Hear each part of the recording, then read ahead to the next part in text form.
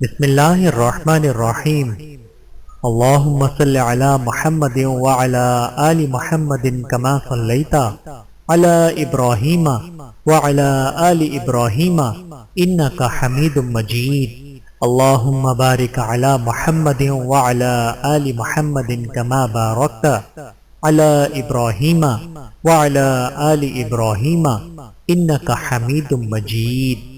بسم اللہ الرحمن الرحیم۔ السلام علیکم ورحمۃ اللہ وبرکاتہ۔ ایک آدمی حضرت عمر بن الخطاب رضی اللہ تعالی عنہ کے پاس فریاد لے کر آیا۔ اس کی آنکھوں سے آنسو کا سیلاب کی طرح رواں تھے۔ اپنے ظلم پر داد رسی کے لیے کہنے لگا، اے امیر المؤمنین، میں ظلم سے بچنے کے لیے آپ کی پناہ میں آتا ہوں۔ حضرت عمر رضی اللہ تعالی عنہ کی آنکھوں سے غصہ ظاہر ہوا۔ فرمایا کہ تم مطمئن رہو، تجھے پناہ مل گئی ہے، یعنی تو نے ایسے آدمی سے التجا کی ہے جو تیری حفاظت کرے گا۔ اس آدمی نے روتے ہوئے کہا کہ میرا عمرو بن العاص رضی اللہ تعالی عنہ کے بیٹے سے دوڑ کا مقابلہ ہوا۔ میں دوڑ میں اس پر غالب آیا تو وہ مجھے کوڑے سے مارنے لگا اور مجھے کہنے لگا کہ میں ابن الاکرمین، دو معزز آدمیوں کا بیٹا ہوں۔ حضرت عمر رضی اللہ تعالی عنہ نے عمرو بن العاص رضی اللہ تعالی عنہ کو حاضر ہونے کا حکم دیا کہ وہ اپنے بیٹے کے ساتھ حاضر ہوں۔ چنانچہ حضرت عمرو بن العاص رضی اللہ تعالی عنہ آئے۔ ان کے پیچھے پیچھے ان کے بیٹے تھے۔ حضرت عمر رضی اللہ تعالی عنہ نے پکار کر کہا کہ مصری شخص کہاں ہے؟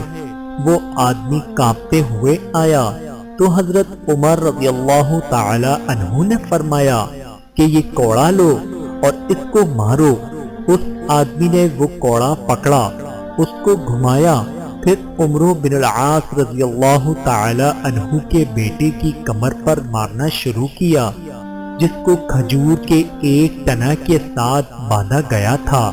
حضرت عمر رضی اللہ تعالی عنہ اس مصری آدمی کے برابر کھڑے اس کو فرما رہے تھے کہ مارو اس ابن الاکرمین کو۔ حضرت انس رضی اللہ تعالی عنہ فرماتے ہیں کہ خدا گواہ ہے، اس آدمی نے اس کو مارا اور ہم اس کے مارنے کو پسند کر رہے تھے۔ وہ مسلسل مارتا رہا یہاں تک کہ ہم نے تمنا کی کہ اب یہ اس کو چھوڑ دے۔ پھر حضرت عمر رضی اللہ تعالی عنہ نے فرمایا کہ اب عمروں کے سر پر بھی کوڑے لگاؤ۔ وہ آدمی کہنے لگا کہ اے امیر المؤمنین، مجھے صرف اس کے بیٹے نے مارا تھا اور میں نے اس کا اس سے بدلہ لے لیا۔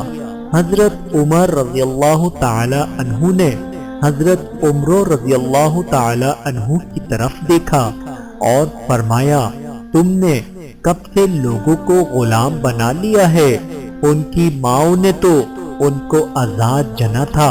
حضرت عمرو رضی اللہ تعالی عنہ نے سر جھکاتے ہوئے عرض کیا، اے امیر المؤمنین، مجھے تو اس واقعے کی خبر بھی نہیں تھی اور نہ یہ میرے پاس آیا۔ اللہ تعالیٰ سے دعا ہے کہ اللہ تعالیٰ ہم سب کو پیارے آقا کی پیاری پیاری سنتوں پر عمل کرنے والا بنائے۔ آمین ثم آمین۔